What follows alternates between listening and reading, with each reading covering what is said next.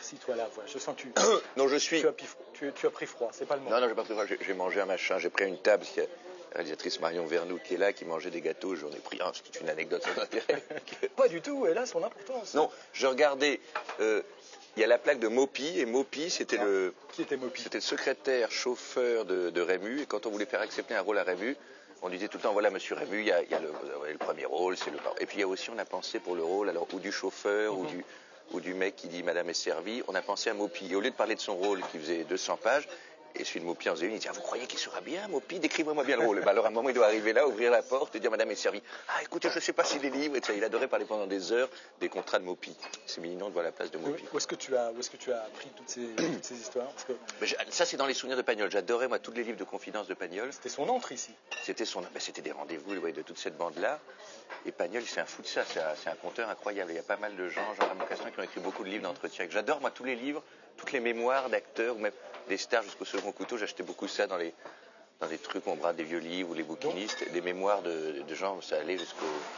Vraiment des seconds couteaux. Donc lorsque de temps en temps on te dit qui sont les acteurs qui t'ont marqué, c'est donc logique que tu cites les gens de cette génération-là, Berry, Jouvet... Oui, d'abord, mais les gens qui... Moi j'aime bien les gens qui avaient... Ce qui m'amuse, Berry, c'est qu'il vient faire Berry dans un film, je trouvais ça... Ouais. Mais aussi, non, aujourd'hui, il y a 1000 personnes que j'admire, hein, c'est pas...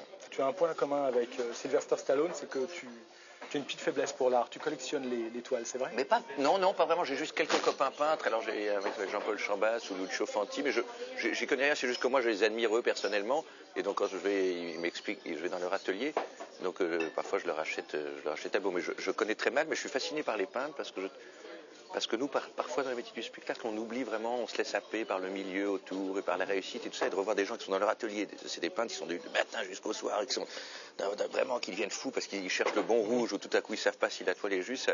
C'est formidable de discuter de son travail avec un peintre. Tiens, lui, c'est un peintre sonore, il s'appelle Philippe Catherine, c'est un peu le Édouard Baird de la chanson, on peut le dire? Ah bah j'aimerais beaucoup, moi je l'admire beaucoup, c'est un copain de mon frère.